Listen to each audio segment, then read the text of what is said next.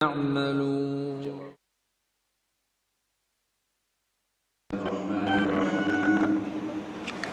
الحمد لله الذي أرسل رسوله بالهدى ودين الحق ليظهره على الدين كله وكفى بالله شهيدا. فصلوات الله وسلامه على نبينا محمد المصطفى وعلى آله وصحبه ومن اتبع الهدى. أما بعد، فيقول الله تبارك وتعالى: أعوذ بالله من الشيطان الرجيم. بسم الله الرحمن الرحيم. من عمل صالحا من ذكر أو أنثى وهو مؤمن فلنحيينه حياة طيبة ولنجزينهم أجرهم بأحسن ما كانوا يعملون. Sadaqallahul Azim. Siapa saja yang melakukan suatu kebaikan, baik laki-laki maupun wanita, selama dia benar-benar menjadi orang yang beriman, niscaya aku jamin hidupnya dengan kehidupan yang baik, dan sungguh aku akan balas mereka dengan balasan yang jauh lebih baik ketimbang segala kebaikan yang pernah mereka lakukan. Al-Quran Surah An-Nahl 97. Ayyuhal muslimun wa ayyatuhal muslimat, Jamaah Masjid Darussalam wafaqakumullah, adalah merupakan suatu kewajiban yang tidak boleh kita lalaikan dalam situasi dan kondisi apapun, yakni senantiasa bersyukur kepada Allah. Oleh karena Allah senantiasa melimpahkan anugerahnya kepada kita, tiada tara bandingnya, baik kita minta maupun tidak kita minta. Sebab itu semoga seluruh anugerah ilahi ini berdaya guna, berhasil guna, memberikan nilai manfaat untuk kehidupan kita sekarang ini maupun kelak di hari akhir. Tentu mari sama-sama kita bersyukur dengan mengucapkan alhamdulillah wasyukru lillah. Segala puji bagi Allah dan terima kasih yang setulus-tulusnya kita panjatkan kepada Allah. Kedua, semoga penghormatan, kasih sayang dan keselamatan senantiasa Allah limpahkan untuk Nabi Agung, Nabi kita Muhammad Sallallahu Alaihi Wasallam, serta segenap keluarga, sahabat dan seluruh pengikutnya ila yaumil qiyamah. Ayyuhal muslimun wa ayyatuhal muslimat, wafaqakumullah. Hari ini untuk kajian Islam dialogis di pagi hari ini, kita akan membahas kajian tafsir Al-Quran tematik dengan pokok bahasan cara setan menyesatkan manusia dan sikap kita menghadapinya. Cara setan dalam menyesatkan manusia dan sikap kita dalam menghadapinya. Bapak Ibu jamaah kaum muslimin muslimat wafaqakumullah, ada dua hal yang melatar belakangi mengapa kita perlu membahas ini. Yang pertama, beberapa hari lagi kita akan memasuki bulan suci Ramadan. Saya yakin Bapak dan Ibu sepakat dengan saya, kita akan siap menjadikan Ramadan tahun ini menjadi Ramadan yang terbaik. Dalam arti kita akan mengoptimalisasikan kesempatan di bulan Ramadan dengan segala amalan-amalan yang baik, sehingga maximize action, segala tindakan maksimal yang baik akan kita lakukan. Ini peluang yang sangat-sangat luar biasa. Sampai-sampai di sebuah doa kita mendapatkan petunjuk, Allahumma barik lana fi Rajab wa Sya'bana wa balighna Ramadan. Kenapa kita meminta kepada Allah agar diberikan kesempatan untuk menemui Ramadan, supaya Ramadan itu kita bisa beraktivitas dengan baik? Karena salah satu mumayyizat, differentiation, tampil beda dan kelebihan umat Nabi Muhammad adalah pemberian kesempatan beramal, berbuat, beraktivitas, beribadah pada bulan-bulan tertentu.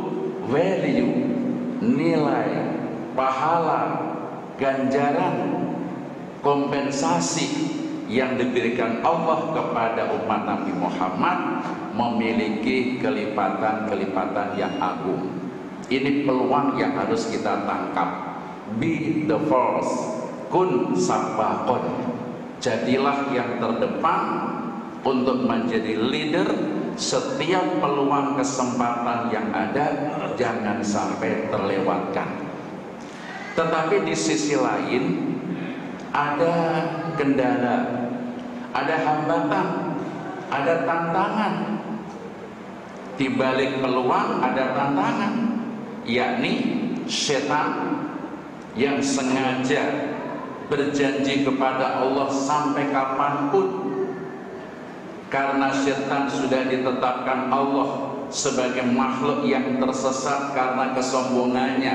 Di saat disuruh tunduk menjadi anak buahnya Adam, ternyata dia tidak mau, maka diklaim oleh Allah, di blacklist oleh Allah sebagai makhluk yang sombong dan tersesat.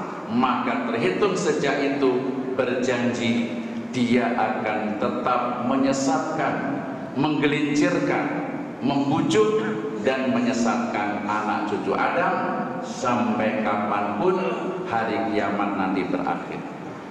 Itu maka dalam rangka menghadapi ini dan juga kesempatan setiap saat agar kita tidak terlena, terpedaya oleh tipu daya setan, Al-Quran telah menunjukkan kepada kita beberapa cara yang dilakukan setan supaya kita dapat mengenali, untuk dapat menghindar dari segala cobaan dan gangguan setan. Tidak bisa masuk, Mas? Gak bisa masuk? Udah connect? Dari sini udah connect belum?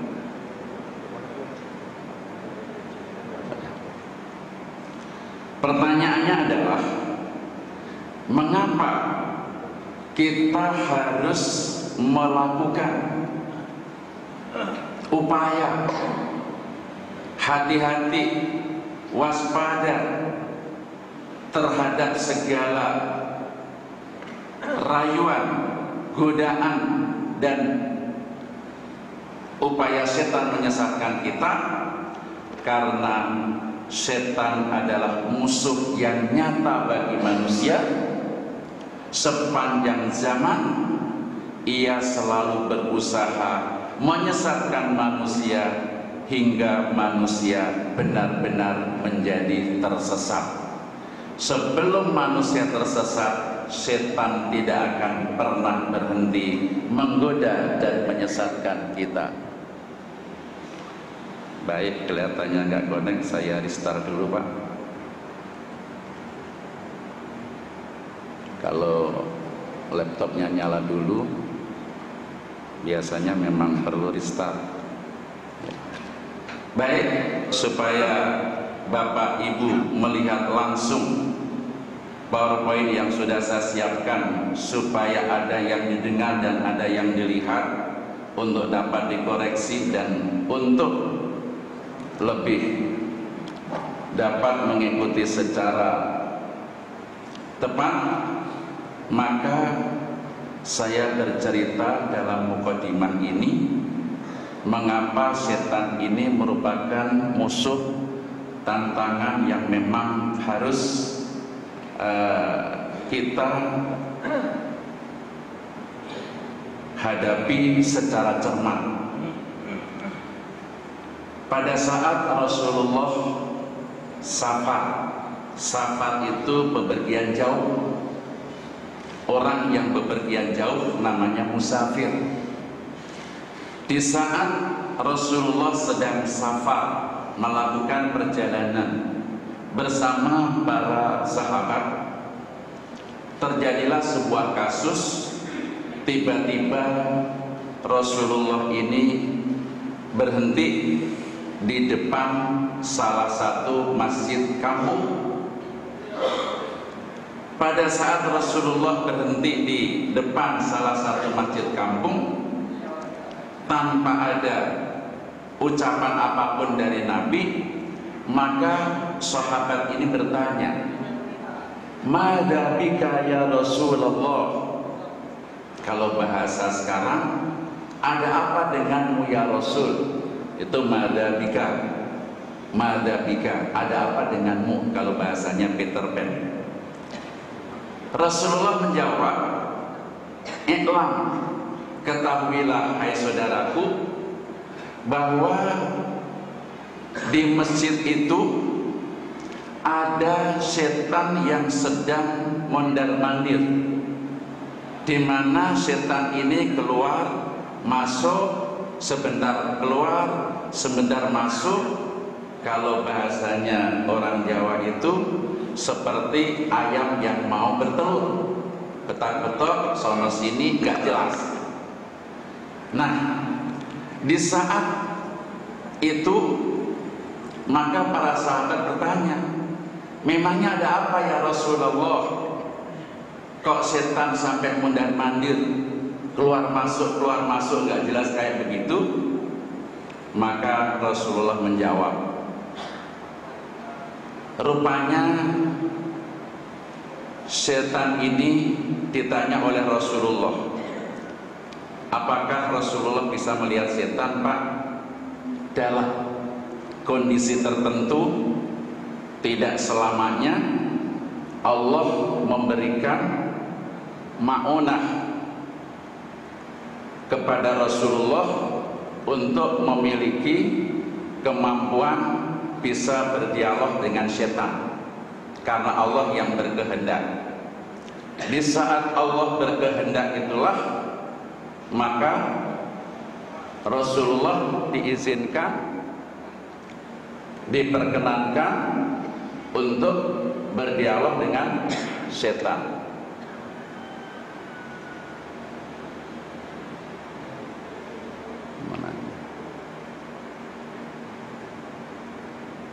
Ya, untuk membesarkan kok gak keluar.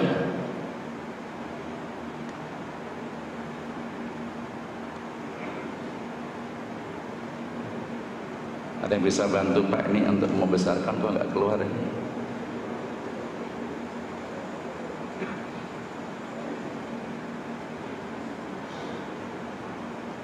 Dipencet mananya nih? Ini yang untuk besar ini Pak.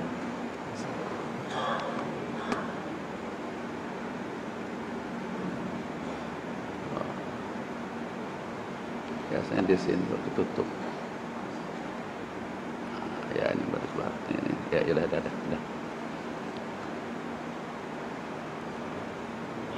Maklum, bisanya hanya pakai. Nah, dah. Pada saat itu Rasulullah bertanya kepada setan, "Kamu kok mondar-mandir keluar masuk seperti itu, memang ada apa?" Setan berkata, "Ya Rasulullah, saya sih sesungguhnya pengen menggoda seseorang yang sedang sholat itu, tetapi saya takut kepada orang yang sedang tidur di sebelahnya. Lah, Rasulullah bertanya, kok aneh? Mestinya kamu kan gampang goda orang yang sedang tidur, takut kepada orang yang sedang sholat. Kok malah kamu takut kepada orang yang sedang tidur? Memangnya ada apa? Begini Rasul, orang yang sedang sholat itu posisinya keadaannya bodoh, la ya'lamu syai'an, dia nggak ngerti apa-apa tentang ilmunya sholat. Maka bagi saya mudah untuk menggoda orang itu. Tapi orang yang sedang tidur itu memang orang yang alim. Tidurnya itu ibadah karena dia ngerti melakukan apa. Sebelum dia masuk masjid ambil air wudhu, begitu masuk masjid mendahulukan kaki kanan berdoa, sholat sunnah tahiyatul masjid, i'tikaf, dan dia macam-macam sampai dia tidur, sepanjang tidurnya ibadah. Kalau saya menggoda kepada orang yang sedang sholat dia bangun, maka orang yang alim, yang pintar, yang sedang tidur, yang baru bangun, dia akan menasehati, membenarkan perbuatannya orang yang sedang sholat. Dalam kondisi itu ada satu kata kunci, bahwa orang yang sedang sholat pun tidak ada jaminan untuk tidak digoda oleh setan. Ala kulli hal, setan akan selalu menggoda kepada siapa saja, dalam keadaan apa saja. Oleh karenanya, kenapa orang yang sedang tidur dia ditakuti oleh setan? Karena dia ngerti ilmunya. Dengan ilmu dia banyak tahu sesuatu, dari ilmu dia bisa melakukan sesuatu. Ini adalah sebuah studi kasus yang menunjukkan bahwa setan itu begitu hebat dalam menggoda dan menyesatkan manusia. Bapak Ibu jamaah sekalian, wafaqakumullah. Salah satu di antara upaya kita untuk menjadi manusia yang terbaik dan terdepan, karena kita ingin menjadi orang yang terbaik dan terdepan, adalah kita selalu berhati-hati, waspada, dan menghindar dari berbagai godaan, rayuan, dan tipu daya setan, agar kita benar-benar selamat dari godaan setan tersebut. Ini adalah sebuah pandangan yang memang harus kita tekankan di dalam diri kita. Pertanyaannya, mengapa kita harus usaha menghindar, hati-hati, waspada terhadap tipu daya setan? Karena setan adalah musuh yang nyata bagi manusia. Sepanjang zaman ia selalu berusaha menyesatkan manusia hingga manusia benar-benar menjadi tersesat. Allah sayang sama kita. Sebelum kita terpedaya oleh setan, Allah sudah mengingatkan kepada kita, wala tattabi'u khutuwatis syaiton. Jangan sekali-kali kamu mengikuti langkah-langkah setan. Setan ini punya taktik dan strategi yang hebat. Kenapa? Innahu lakum aduwwum mubin. Karena setan itu adalah musuh yang nyata bagimu. Yang namanya musuh, Pak, nggak pernah ada yang namanya kompromi. Kalaupun toh dia ngebaik-baikin, bukan berarti dia sudah menjadi baik, tetapi untuk ingin mengambil hati kita supaya kita itu benar-benar menjadi terlena dan terpedaya. Oleh karena setan telah di blacklist oleh Allah, ditetapkan sebagai makhluk yang durhaka, makhluk yang sombong, makhluk yang menentang dan tidak mau tunduk dan takut kepada Allah, maka ia akan dijadikan penghuni neraka untuk selama-lamanya. Yang namanya setan beserta seluruh anak cucunya akan dijadikan penghuni neraka untuk selama-lamanya. Ini adalah ketetapan Allah yang tidak bisa diganggu-gugat, karena sudah memiliki kekuatan hukum tetap. Kalau dalam hukum positif kan begitu Pak, gembong narkoba dari berbagai negara setelah proses sidang beberapa di pengadilan, maka harus dieksekusi, dihukum mati. Ketetapan hukum mati gembong narkoba telah memiliki kekuatan hukum tetap, berarti nggak bisa digoyah-goyah. Itu baru hukum manusia. Nah, hukum Allah itu tetap, yang menyatakan bahwa setan akan dimasukkan ke neraka selama-lamanya. Ini tidak ada yang berbeda pendapat tentang firman Allah yang menegaskan itu. Oleh karenanya, karena setan ini sudah mempunyai kekuatan hukum tetap di neraka untuk selama-lamanya, maka setan mencari teman sebanyak-banyaknya untuk bersama-sama dia di neraka dari kalangan manusia. Saya bertanya kepada ibu dan bapak, kita semua ini manusia bukan? Kalau kita manusia berarti menjadi sasaran setan untuk menjadi temannya di neraka atau tidak? Semua manusia akan menjadi sasaran empuk Pak. Semua manusia sudah dinyatakan oleh setan akan mencari manusia supaya menjadi temannya di neraka nanti. Itu sudah tekadnya setan yang tidak bisa direvisi.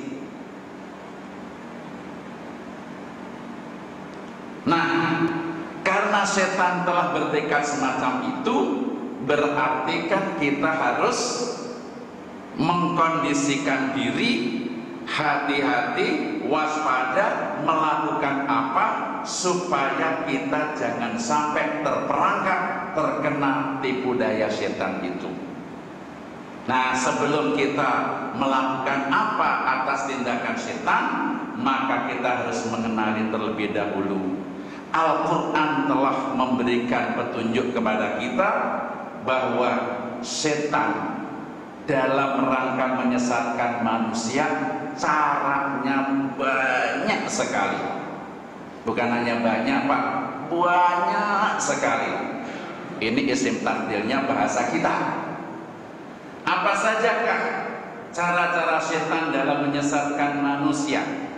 Antara lain, pertama, setan mengajak dan mendorong manusia supaya berlaku boros. Ngajak manusia supaya manusia berlaku boros dalam menggunakan harta bendanya.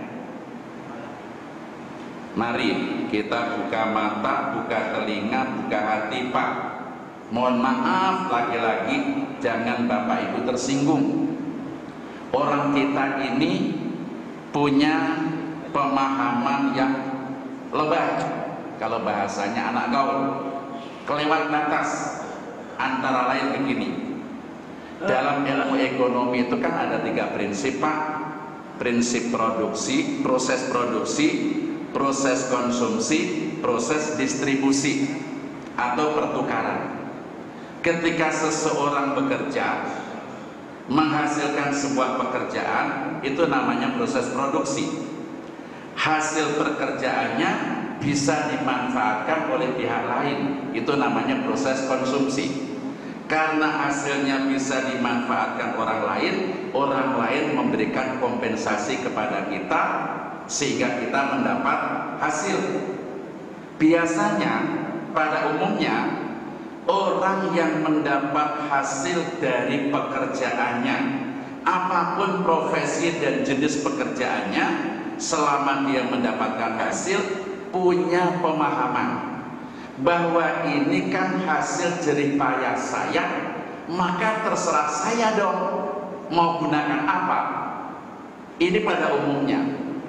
Dalam konsep ekonomi syariah mengatakan, kalau seseorang sudah mendapatkan hasil dari proses produksi konsumsi tadi, maka dia harus bisa melakukan proses distribusi, pertukaran dengan prinsip efektivitas dan efisiensi.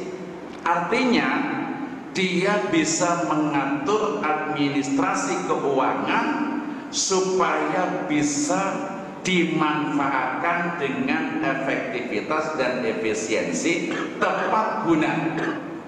Dalam konsep ekonomi syariah, hasil yang kita dapatkan itu kalau ingin berkah dibagi 3. Sepertiga untuk biaya operasional, nafkah diri dan keluarga. Sepertiga untuk saving, untuk nabung dalam rangka untuk persiapan apa itu hal-hal yang akan terjadi kemudian, namanya untuk mengatasi variabel cost yang tidak diduga-duga, sekaligus untuk pengembangan kalau terjadi masa yang akan datang. Sepertiga digunakan untuk berbagi pihak lain, namanya al-infaqu fi sabilillah, didermakan untuk hal-hal yang diperintahkan oleh Allah.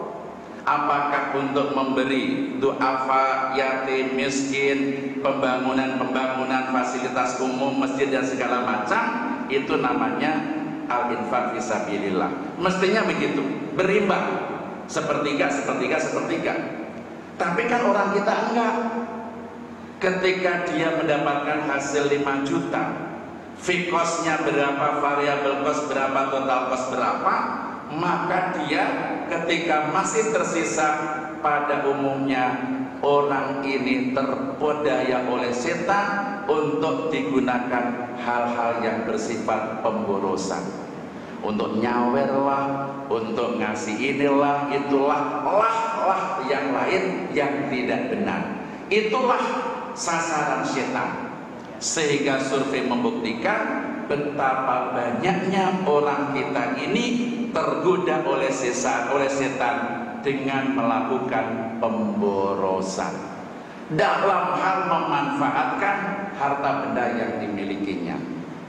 Pertanyaannya, mana Pak dasar hukumnya bahwa setan itu menggoda manusia melalui pemborosan? Al-Quran surah Al-Isra surah ke-17 ayat 26-27, wala tubadzir tabdzira, kamu jangan sekali-kali berlaku boros. Dalam kajian ilmu bahasa Arab, la yang nempel pada kata kerja tubadzir ini la larangan. La ada 2, la nafiyah tidak, la nahiyah jangan. Bedanya, kalau la larangan menjazamkan fi'il mudhari sesudahnya, tubadziru menjadi la tubadir. Jangan sekali-kali kamu berlaku boros.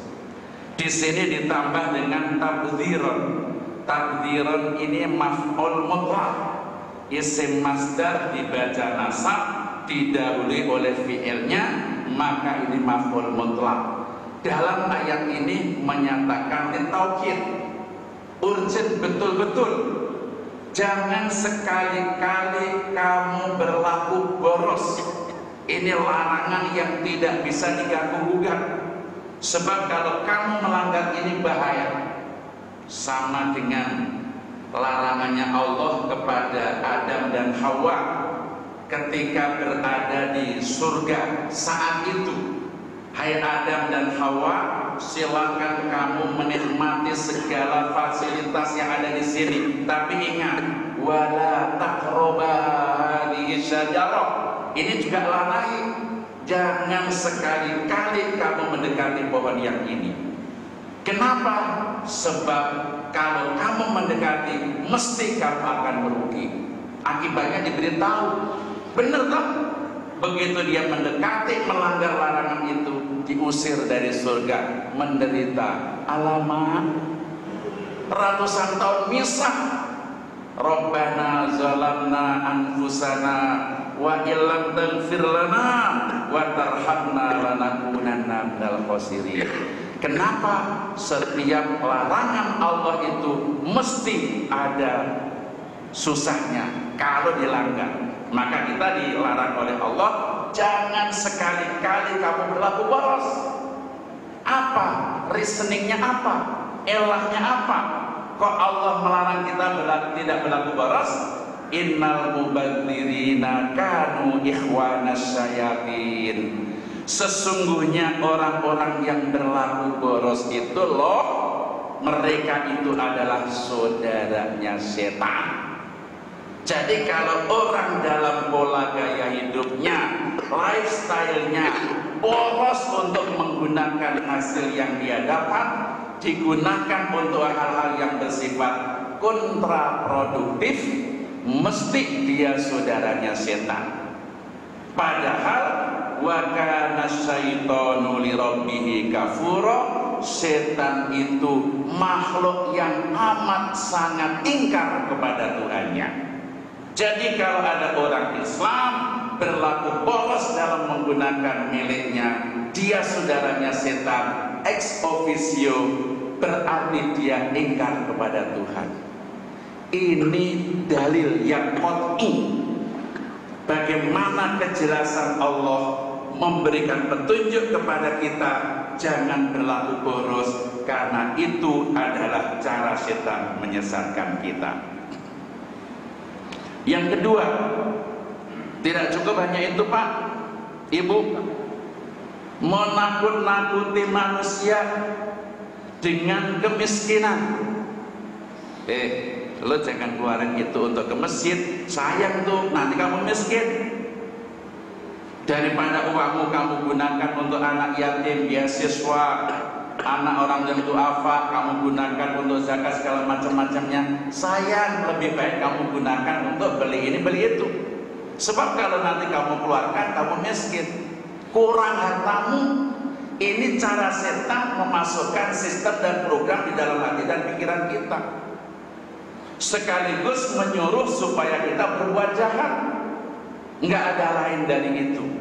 Apa yang menjadi sasarannya setan, goals adalah supaya manusia itu berlaku jahat. Mana Pak dasar hukum yang menyatakan itu? Surah Al-Baqarah ayat 268. Asyaitonu ya'idukumul faqra wa ya'murukum bil fahsya. Setan itu loh menjadikan kamu, menakut-nakuti kamu akan adanya kemiskinan, al-faqr.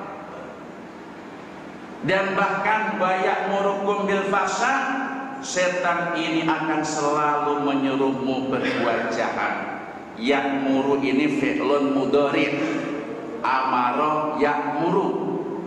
Yang namanya fi'lun mudhari' menurut gramatika bahasa Arab, wahya tadullu alal hali wal istiqbali wal istimrar. Semua fi'il mudhari itu menyatakan makna sekarang, nanti, dan seterusnya, nggak pernah berhenti.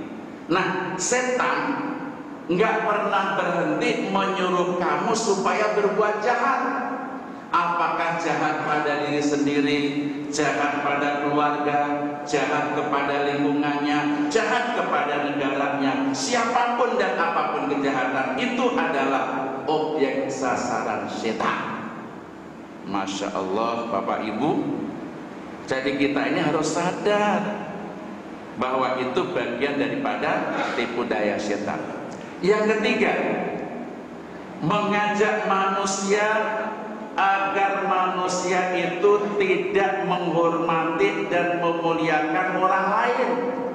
Nah, ini penting.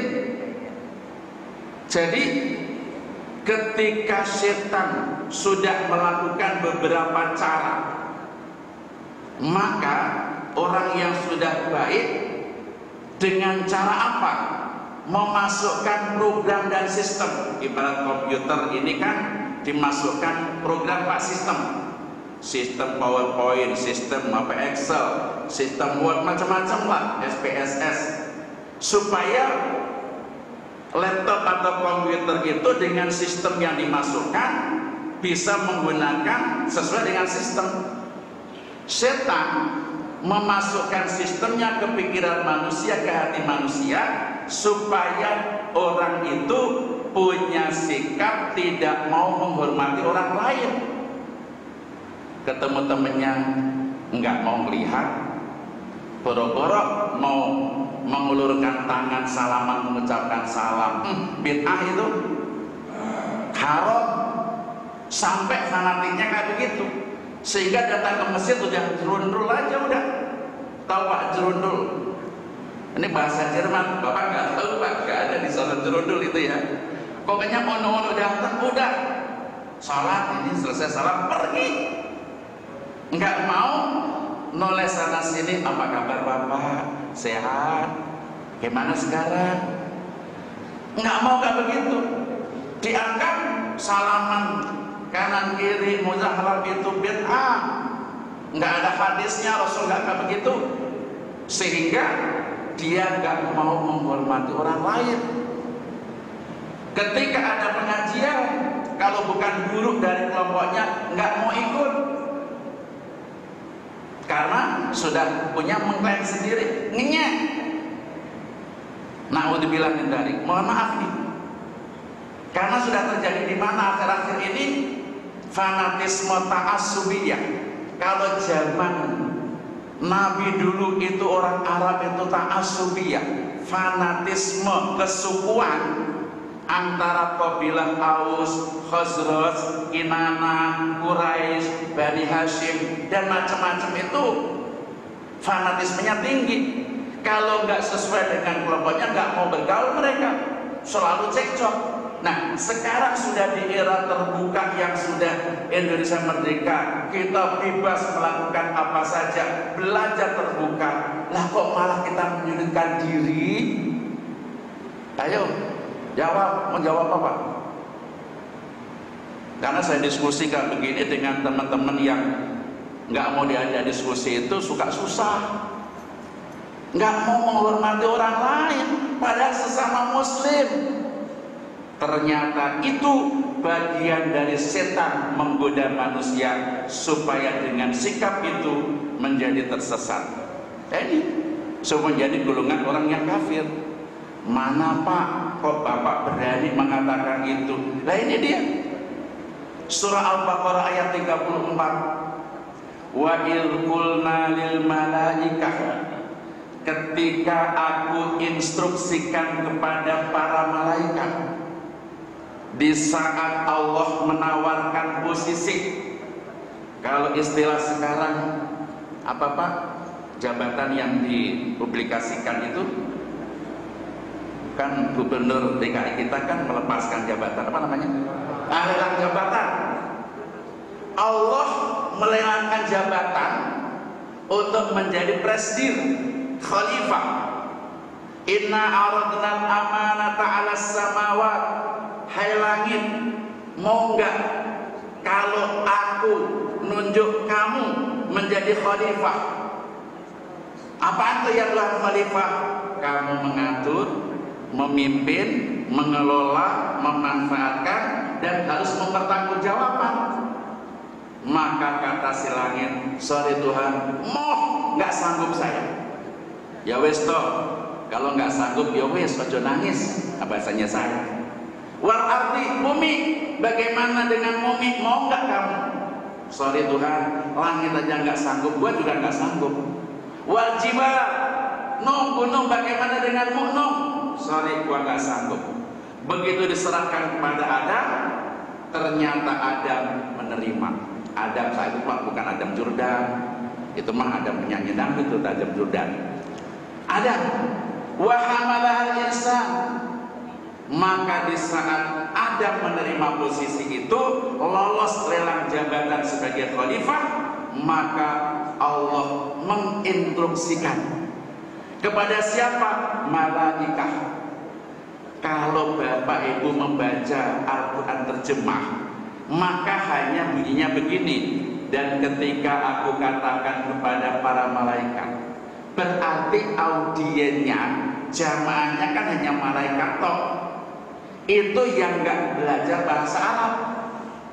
Kalau belajar bahasa Arab tahu lil malaikati ini sebuah kata yang terdiri dari li harfu jarrin, al malaikah namanya majrur. Semua kalimat yang ada huruf jar dengan majrur itu masuk dalam kelompok syibhul jumlah. Syibhul jumlah ada dua, jar majrur dengan dzaraf madruf. Semua kalimat syibhul jumlah ada kata lain yang dibuang. Pak, kok pakai dibuang-buang? Apakah itu takdir? Bukan. Itulah salah satu keindahan sastra Arab. Sehingga kalau dilahirkan, wa in qulna lil malaikati wal makhluqati kulliha. Ketika aku instruksikan kepada malaikat dan makhluk-makhluk semuanya, ya ada setan, ya ada batu, ada binatang, tumbuhan, semuanya diinstruksikan oleh Allah. Usjudu li Adam, tunduklah kamu semua kepada Adam. Sujud di sini jangan diartikan sebagaimana bapak-bapak itu sujud, sholat, bukan. Tunduk, taat, jadi anak buahnya Adam. Maka fasajadu, langsung mereka semuanya sujud. Binatang sujud, tumbuhan sujud, bebatuan sujud, tanpa neko-neko. Fa ini huruf ataf yang maknanya litartib wa taktib. Langsung seketika itu sujud. Illa iblisa, kecuali iblis. Iblis gak mau sujud, gak mau ikut. Kenapa? Aba, ia menentang. Allah yang instruksi, dia menentang. Kurang ajar gak itu? Kalau bapak-bapak sebagai presiden direktur nyuruh anak buahnya nggak mau, marah apa tidak? Bukan marah lagi, wah pecat lo. Dia namanya kekuasaan. Ternyata dia menentang. Di samping menentang, nambah lagi wastakbara, sombong dia. Wa kana minal kafirin, karena iblis itu termasuk kelompok orang-orang yang ingkar. Iblis itu penjelasannya dua, Pak. Penjelasan pertama, iblis adalah nama lain dari setan. Satu ketika disebut dengan setan, satu ketika dengan iblis, sama dengan manusia. Bani Adam, Bashar, Insan, Anas, Abdul, itu nama-nama untuk manusia. Nah, setan juga begitu. Ada setan, ada iblis, maknanya sama. Penjelasan yang kedua, iblis adalah makhluk dari kelompok setan yang paling banyak bawel, ngomong dan berani. Kalau orang namanya jawara, Pak. Jawara ini kan paling banyak sok. Jadi kayak gitu kan? Itu iblis itu. Nah, ini menunjukkan bahwa iblis itu nggak mau menghargai orang lain. Lawan kanan kirinya ngikut kok dia menentang sendiri. Tuhannya yang perintah kok dia menentang. Ya itulah sifat iblis. Nah, sifat iblis ini langsung ex officio dimasukkan ke dalam sistem yang ada di dalam diri manusia melalui pikiran dan hati, sehingga manusia enggan menghormati orang lain, enggak mau memuliakan orang lain karena dirinya supaya diarahkan ingkar kepada Tuhannya. Na'udzubillahi min dzalik.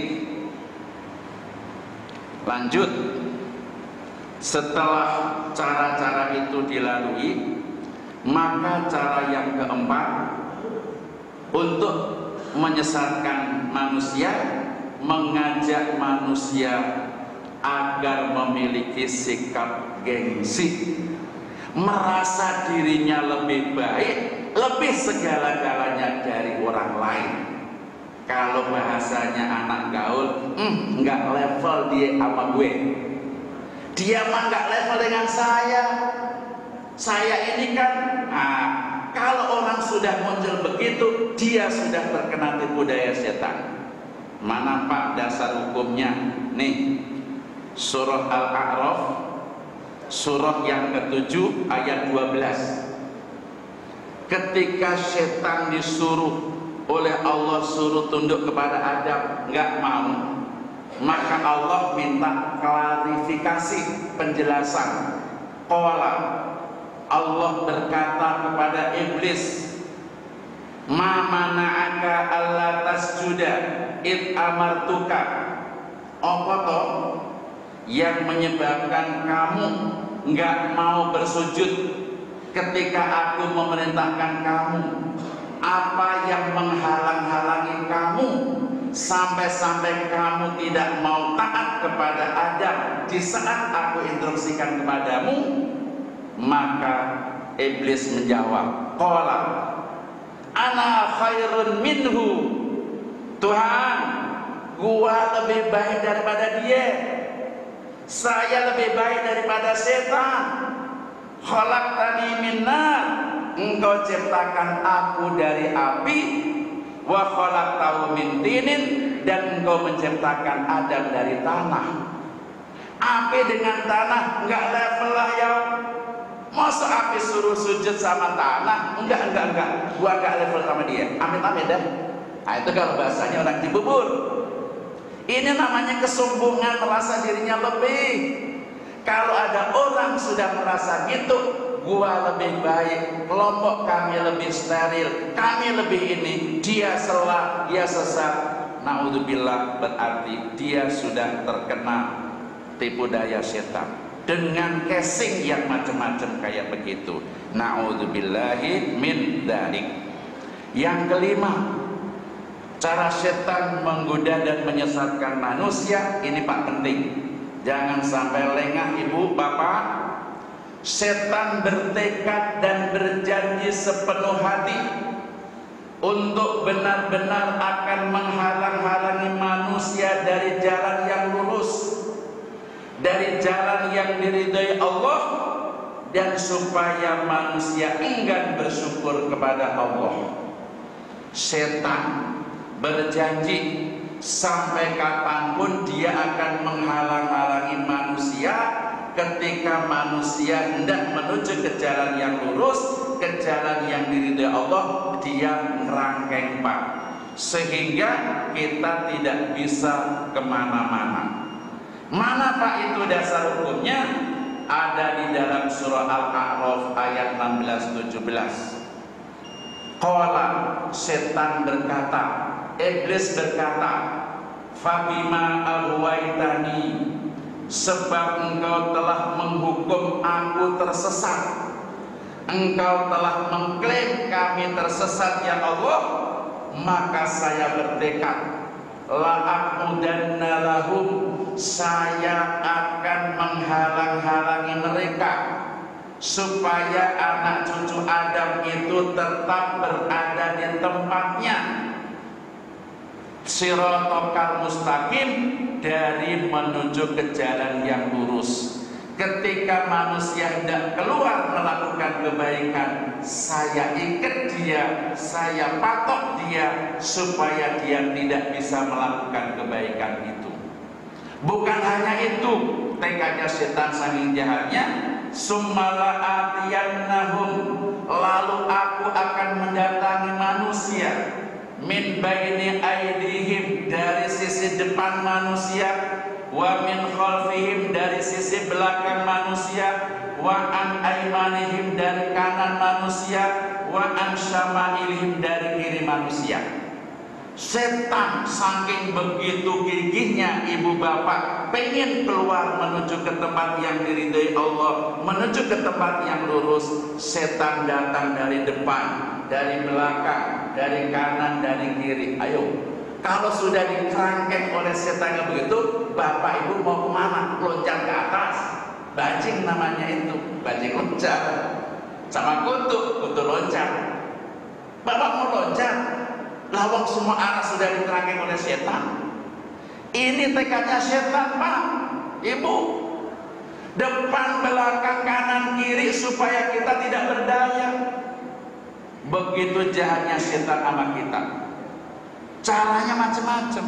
Wala tajidu aktsarahum syakirin, dan engkau ya Tuhan, kata si iblis, tidak akan mendapati kebanyakan manusia itu bersyukur. Hanya sedikit orang yang bisa bersyukur, kebanyakan dia ingkar, lupa kepada Tuhannya.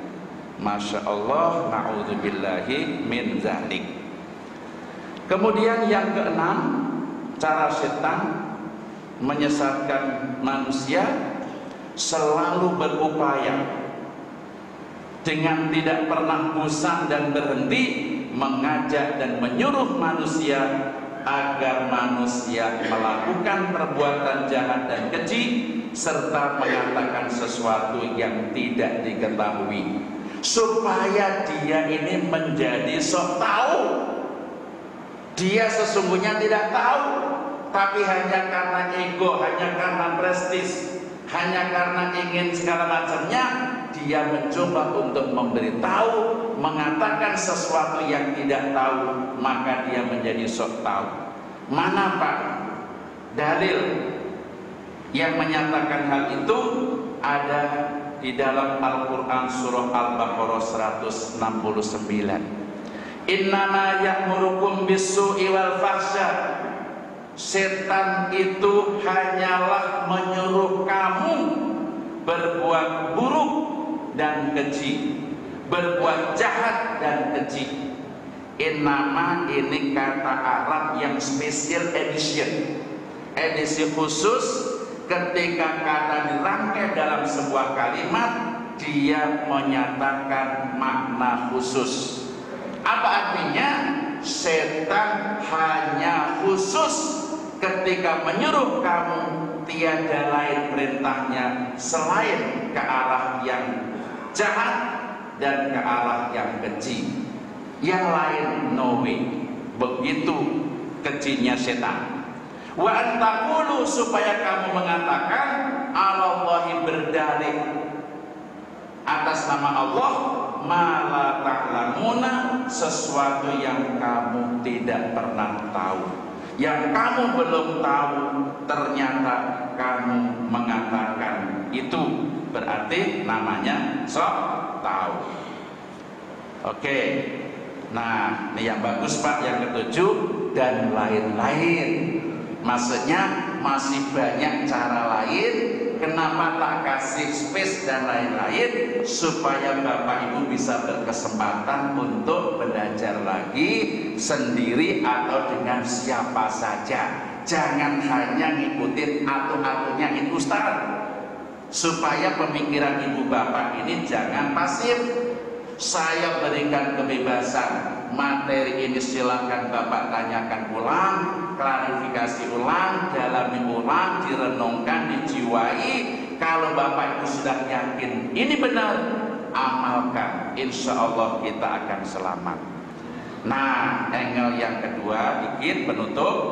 Setelah Ibu Bapak mengenal baru 6 yang saya perkenalkan pagi hari ini, cara setan menyesatkan manusia kayak begitu. Bagaimana sikap kita menghadapi berbagai macam cara setan menyesatkan manusia yang kayak gitu tadi, yang 6 tadi?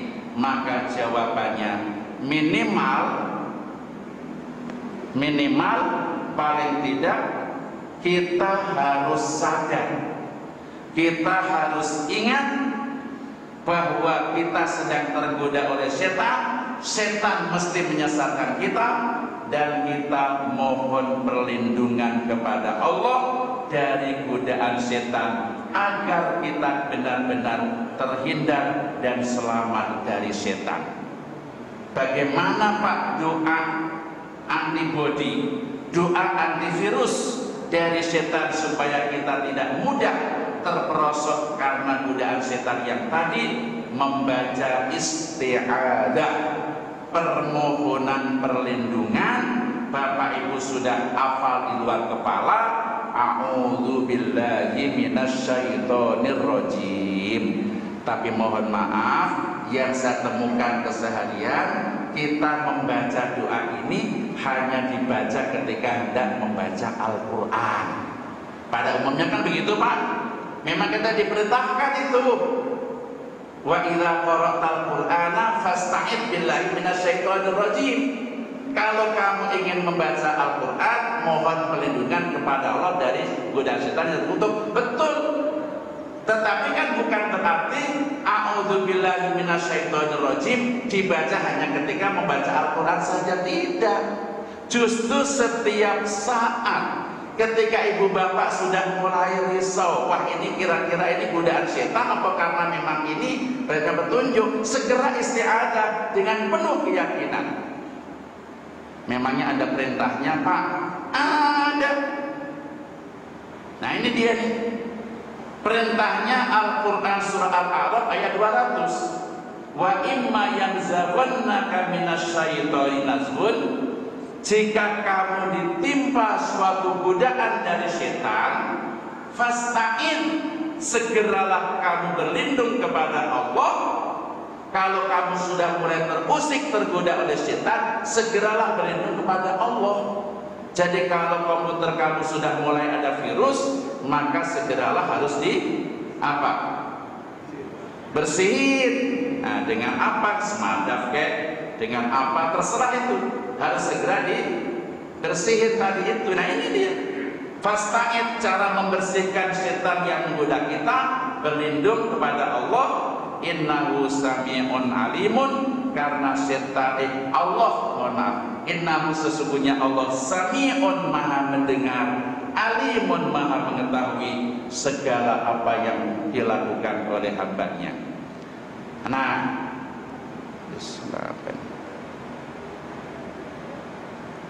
begitu juga selain kita disuruh berlindung kepada Allah, kita tadi disuruh sadar. Kenapa disuruh sadar? Ini Allah menyatakan surah Al-A'raf 201, innal ladzina taqau, sesungguhnya orang yang bertakwa, idza massahum ta'ifun minasyaitoni, ketika dia sudah ditimpa was-was dari setan, tadzakkaru, segeralah dia ingat kepada Allah. Sadar ingat kepada Allah bahwa Allah ini sudah meng-ACC kepada setan untuk menggoda manusia selain hambanya yang ikhlas.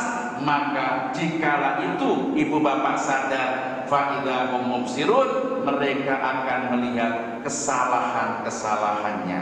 Jadi kita nggak akan terbawa langsung karena kita sadar bahwa ini salah karena setan telah menggoda kita. Itu sikap kita menghadapi setan. Yang kedua, selain itu kita juga harus selalu berhati-hati dan waspada Pak. Selektif, bukan karena suudzon tetapi waspada terhadap sikap orang lain, siapa saja, terutama orang-orang kafir dan orang-orang fasik. Kalau dia sudah mulai baik-baik sama kita, boleh jadi mereka akan mempunyai motivasi yang sama untuk turut serta menyesatkan kita. Mana Pak dasar hukumnya kita disuruh hati-hati dan waspada? Surah Al-A'raf ayat 202, wa ikhwanuhum, teman-temannya setan dari kelompok manusia, yamudunahum, mereka semua akan memiliki kecenderungan untuk membantu setan fil ghayyi, dalam menyesatkan manusia. Jadi setan dengan manusia yang sudah tergoda melalui jalur penggodaan ini, mereka menjadi temannya setan. Dengan temannya setan itulah manusia diojo-ojoi, dipengaruhi supaya mempengaruhi kita, supaya kita ikut tersesat. Summa yusirun, mereka tidak pernah berhenti-henti untuk menyesatkan dan menggoda manusia itu. Inilah Bapak Ibu jamaah sekalian, beberapa poin penting yang dapat saya sampaikan di pagi hari ini. Semoga dapat memberikan pencerahan kepada kita semua untuk hati-hati dan waspada pada tipu daya setan yang macamnya banyak, sehingga kita selamat dunia dan akhirat. Amin ya rabbal alamin. Baik, sekarang sebelum saya tutup, saya berikan waktu untuk Bapak dan Ibu. Barangkali ada hal-hal yang ingin dipertanyakan. Monggo Pak.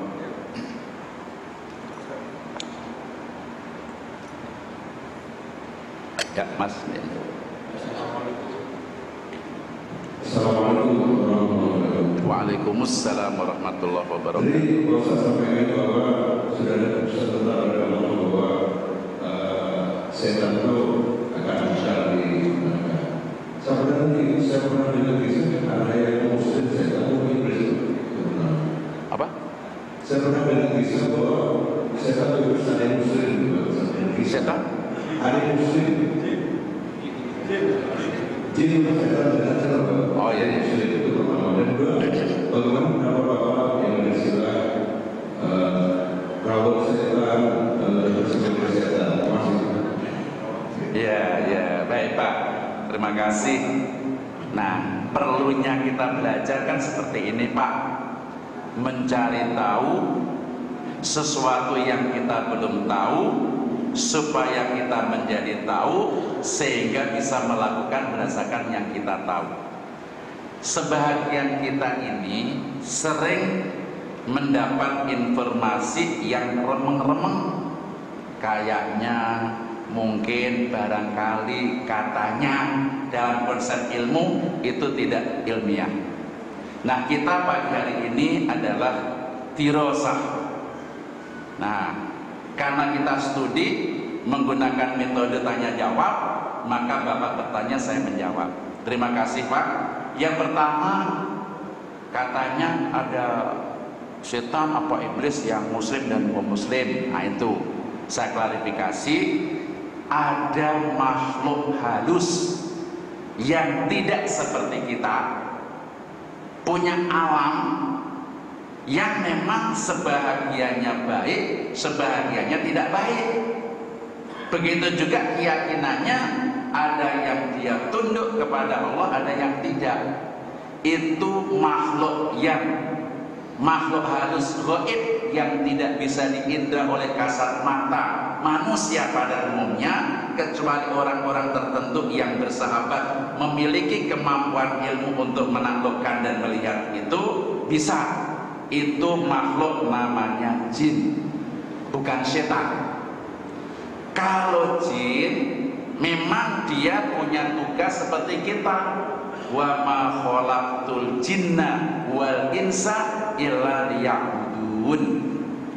Jin dengan manusia diciptakan oleh Allah supaya beribadah kepada Allah. Maka manusia ada yang baik, ada yang jelek. Ada yang muslim, ada yang non muslim. Begitu juga jin Pak. Betul, jin itu ada yang baik, ada yang tidak baik. Baik artinya nurut kepada aturan yang ditetapkan oleh Allah, tidak baik karena melanggar itu, sama dengan manusia. Itu jin. Tetapi kalau setan, sepakat para ahli tafsir, karena semua ayat Al-Quran mengatakan bahwa setan ex officio, iblis itu adalah makhluk yang sombong, makhluk yang tersesat, makhluk yang kufur, maka di blacklist oleh Allah. Semua anak cucunya nanti tidak akan dimatikan Allah sampai hari kiamat, maka nanti semuanya masuk neraka. Sebab itu dia menerima keputusan ini, dia akan mencari pengaruh dari kelompok manusia untuk disesatkan agar menjadi temannya di neraka. Itu tentang yang namanya setan. Sedangkan jin sama dengan manusia dalam tanda kutip, ada yang muslim, ada yang tidak muslim. Yang kedua Pak, ada rawon stang, ada apa lagi Pak tadi? Apa? Nasi goreng setan. Nah ini ilmu marketing Pak. Saya belajar marketing. Ada yang namanya marketing mix, bauran pemasaran. terkenal dalam teori ilmu pemasaran adalah 4P: produk, place, price, promotion. Dalam rangka memasarkan produk itu supaya produk kita ini bisa terkenal, mudah dikenali oleh publik, maka saya memberikan nama dengan rawan stan. Terserah mau dibaca setan kek, setan kek, setan kek. Nah, itu kan tulisannya kan SE. Nah, karena E itu kan bisa E, bisa E. Ketang, gak ada ketang. Ya kan? Nah, dengan nama itu supaya tampil beda. Orang, wah, rawon setan. Kayak apa sih itu? Apakah rawon itu yang biasanya rawon kan dari Surabaya atau Jawa Timur? Oh gitu, Bu Endah. Jadi rawonnya Mbak Endah, wong Jawa Timur. Apakah kayak apa? Supaya membuat orang itu bertanya-tanya. Ada lagi tadi nasi goreng setan, burger klenger. Klenger itu kan ayam tak pingsan, burger klenger. Ada lagi ayam lari, ada ayam tengkleng, ada ayam stres, ya kan? Ayam bakar stres. Itu adalah dari aspek promosi. Nah, dari promosi ada promotion mix, bauran promosi. Salah satu di antara bauran promosi itu adalah iklan. Nah, iklan itu adalah bagian daripada promosi dalam rangka membuat yang namanya differentiation. Hanya gitu aja Pak, bukan berarti rawonnya itu banyak setan, dibikin setan yang makan nanti terhindar dari setan atau sebaliknya, bukan itu. Itu hanya nama aja Pak ya. Nggak ada hubungannya dengan setan yang sesungguhnya itu. Ya. Iya Pak.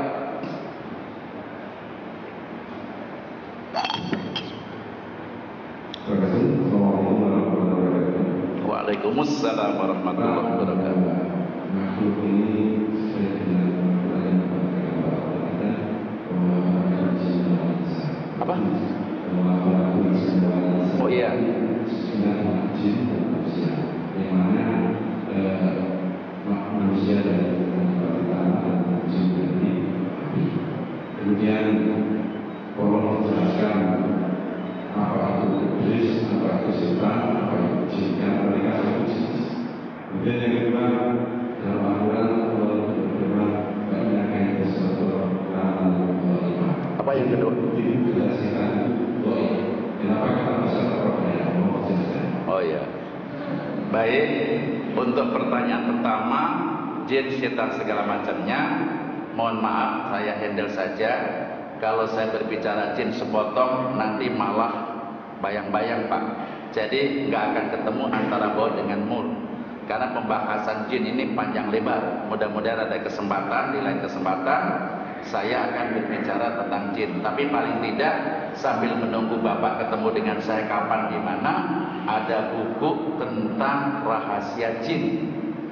Ini dasarnya ada ayat Al-Quran, ada hadis Nabi, apa itu pakai bahasa kita Pak? Itu Profesor Dr. Ali Yakub dari Surabaya. Silakan saja dibaca, jadi rahasia jin bukunya. Atau buku-buku tentang jin, selama memang apa itu bapak-bapak baca seputar itu silahkan.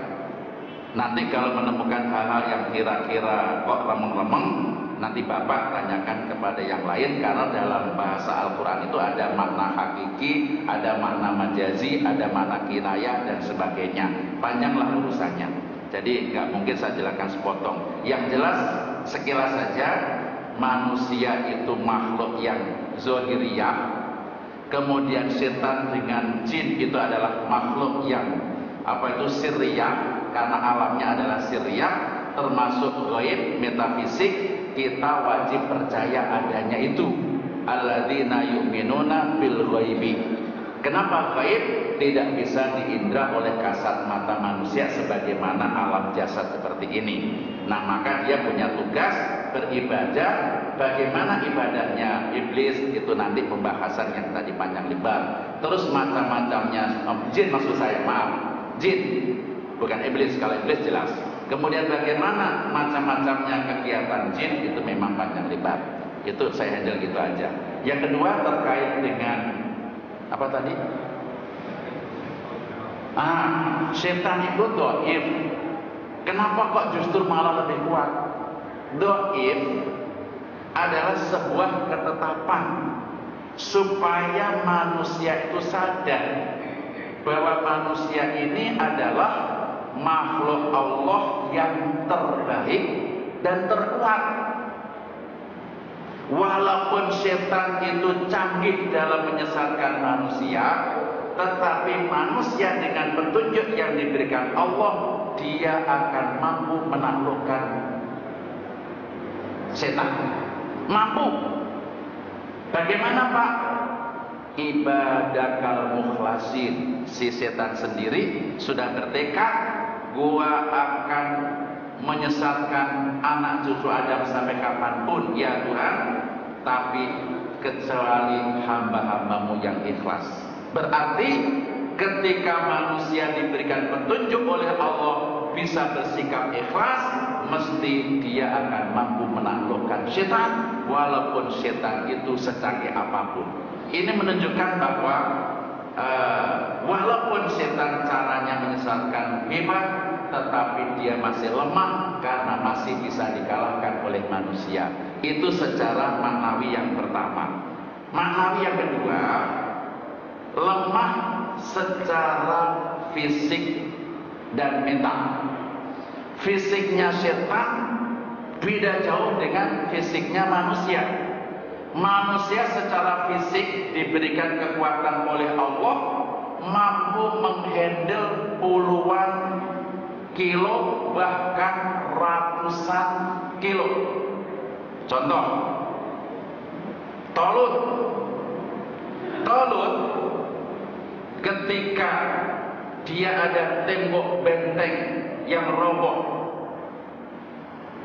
kemudian bisa dibangun, didirikan seorang diri, kemudian beberapa tahun kemudian roboh tembok yang sama, tidak bisa didirikan oleh puluhan orang yang jawara, tetapi memerlukan ratusan orang.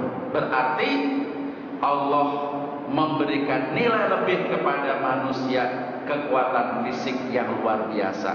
Non fisik, akal, hati, kecanggihan akal manusia tetap di atas kecanggihan akalnya setan atau iblis. Ini memberikan motivasi kepada kita, wala tahinu wala tahzanu. Kamu jangan merasa rendah diri, merasa sedih, wa antumul a'launa. Kamu tetap menjadi orang yang prestisius, in kuntum mu'minin, kalau kamu benar-benar setia menjadi orang yang beriman. Itu sebagai alasan bahwa setan memang lemah, bisa dikalahkan oleh manusia. Betul, manakala manusia mengikuti petunjuk Allah. Tapi di balik itu kita harus hati-hati dan waspada, karena kita ada kelemahan tertentu yang satu ketika bisa dikalahkan oleh setan, karena setan dalam menyesatkan manusia dengan beraneka ragam taktik dan strategi. Begitu Pak antara penjelasannya. Mohon maaf untuk yang pertama tadi saya handle aja, karena saya nggak mau sepotong penjelasan tentang jin. Cukup? Wah, masih ada lagi. Monggo Al-Karam. Ya, monggo. Waalaikumsalam warahmatullahi wabarakatuh.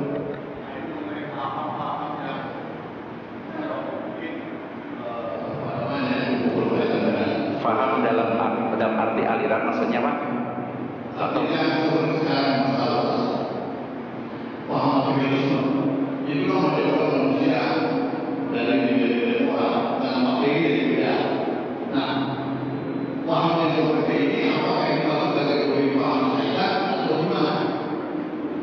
Paham aktivisme, materialisme. oh, materialisme. Karena tadi kan masalah materi itu. Mau jadi apa saja pakai materi, mulai dari kepala desa sampai presiden itu bukan materi. Nah, apa yang dimaksud dari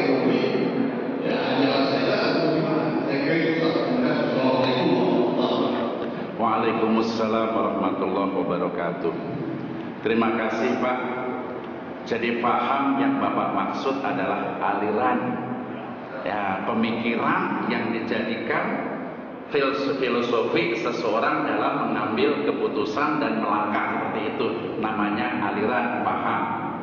Antara lain di antara sekian banyak paham adalah materialisme, ya, al-madiyah. Nah, namanya dalam bahasa Arab itu al-madiyah, dari kata-kata madud, madiyah, materialisme. Perlu saya sampaikan, pertama, kita diberi potensi oleh Allah untuk melakukan apa saja dalam tanda kutip selama posisinya sholih. Man amila sholihan, asalnya man amila amalan sholihan. Kita diperintahkan Allah berbuat, melakukan sesuatu dengan catatan baik.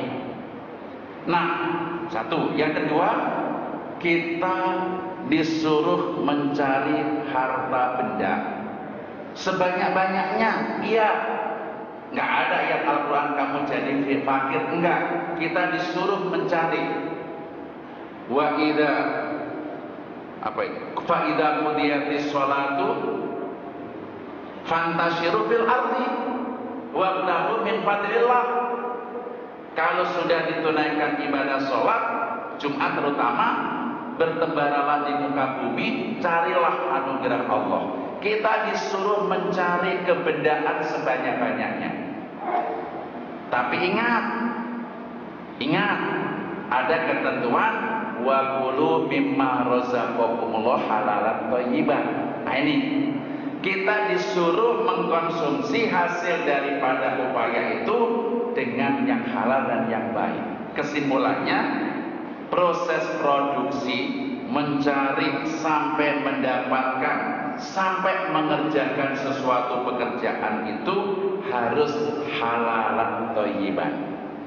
Konsumsi, memanfaatkan dari hasil usaha kita tetap halalan thayyiban. Distribusi dari hasil pendapatan kita juga halalan thayyiban. Ini petunjuk-petunjuk yang diberikan Allah. Oleh karenanya, ketika keluar dari petunjuk ini, hukumnya menjadi haram. Salah satu di antaranya adalah aliran yang meyakini segala sesuatu ukurannya adalah materi. Faham semacam ini menurut pandangan syariah Islamiyah hukumnya haram. Segala sesuatu yang menjadi ukurannya adalah materi. Kalau enggak materi, enggak. Pokoknya harus materi. Saya siap begini harus dengan uang, begini harus dengan uang. Uang adalah segala-galanya. Ini paham materialisme muncul dari paham luar Islam. Maka kita diajarkan bukan antroposentris tetapi sosioteosentris. Ini lawan kata daripada materialisme. Buktinya mana Pak?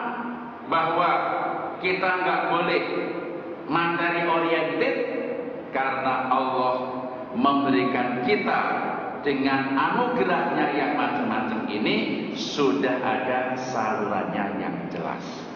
Intinya seperti itu, bukan berarti impossible. Kalau kita nggak punya duit nggak bisa. Ini termasuk cara setan menanamkan pemikiran di orang Islam. Siapa bilang tanpa uang kita nggak bisa berbuat?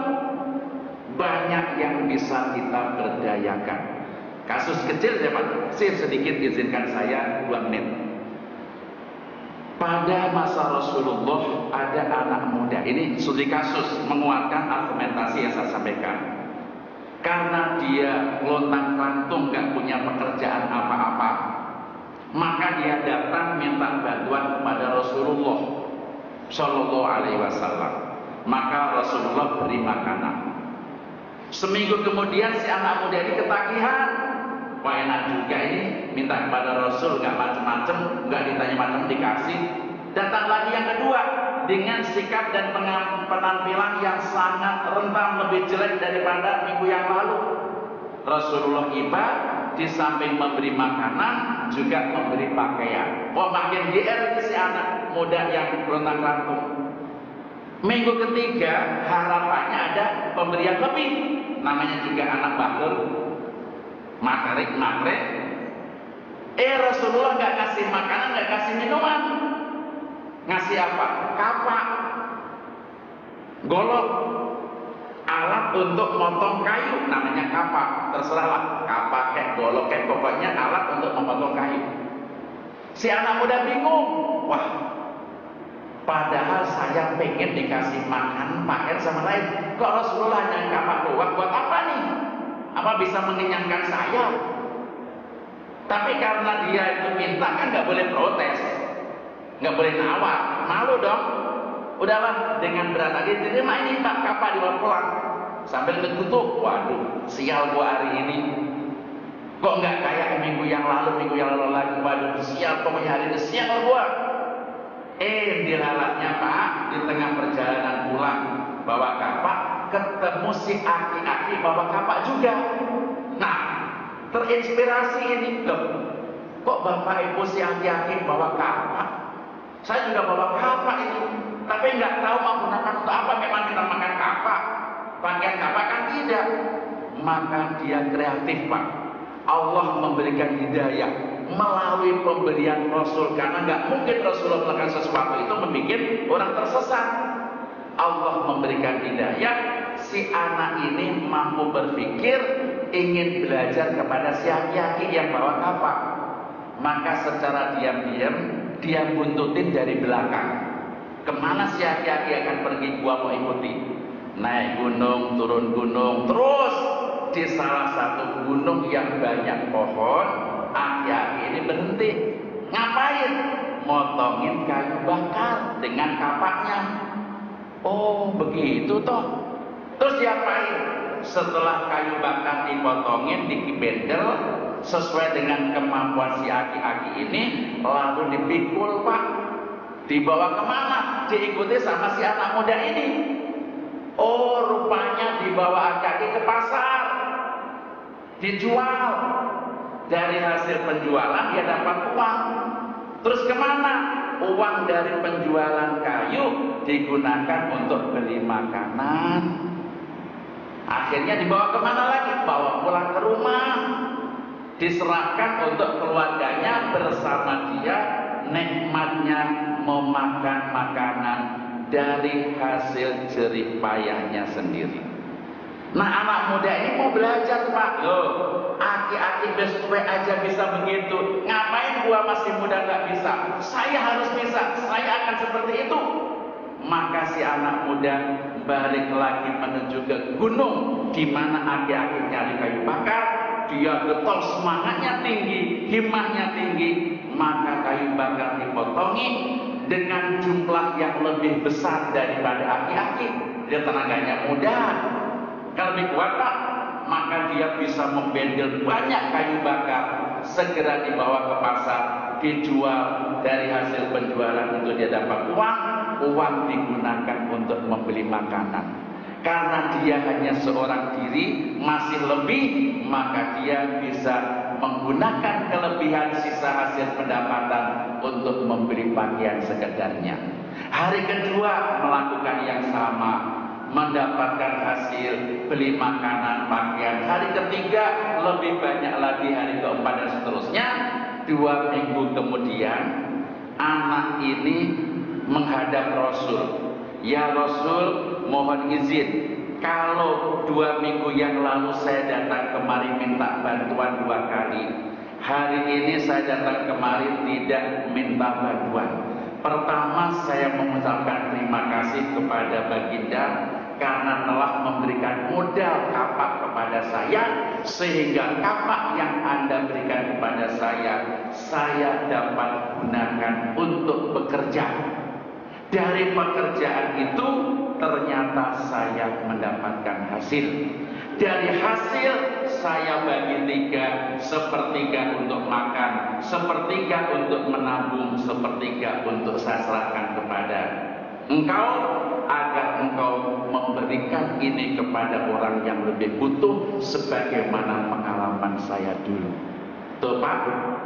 Jadi untuk melakukan suatu aktivitas, tidak segalanya harus punya uang. Buktinya tadi hanya modal pacul, arit, kapak dari Rasulullah, dia bisa gunakan untuk bekerja sesuai dengan fungsi itu, dan akhirnya dengan pekerjaan dia akan bisa mendapatkan uang. Ini adalah faham yang tidak mendukung materialisme. Wah, kalau begitu kita nggak butuh uang. Bukan begitu pola pikirnya. Jadi maksud saya, benar kata Bapak, jangan segalanya harus diukur dengan materi, karena itu faham kebendaan yang muncul dari faham non-muslim. Jelas Pak ya? Baik, sudah jam 6:30 Bapak Ibu, mohon maaf kalau terlalu meluas kemana-mana, tapi kita bersyukur kita masih punya kesempatan untuk melakukan beberapa ini. Mari kita tutup dengan berdoa, semoga apa yang kita lakukan mendapat izin dan ridho Allah Subhanahu wa taala, memberikan manfaat bagi kita semuanya. Bismillahirrahmanirrahim. Allahumma anfa'na bima 'allamtana wa 'allimna ma yanfa'una warzuqna ilman yanfa'una. Allahumma ij'al jam'ana hadza jam'an marhuma wa tafarruqana min ba'dihi tafarruqan ma'suma. Allahumma inna nas'aluka fil hayati taubah wa indal mauti syahadah wa ba'dal mauti jannah. Allahumma inna nas'alukal huda wat tuqa wal afafa wal ghina. Allahumma inna nas'aluka ridhaka wal jannah wa na'udzubika min sakhatika wan nar. Allahumma barik lana fi Sya'ban wa balighna Ramadan. Rabbana atina fid dunya hasanah wa fil akhirati hasanah wa qina adzabannar. Walhamdulillahirabbil alamin. Terima kasih, mohon maaf, kita tutup dengan doa kafaratul majlis. Subhanakallahumma wa bihamdika asyhadu an la ilaha illa anta astaghfiruka wa atubu ilaik. Wassalamualaikum warahmatullahi wabarakatuh.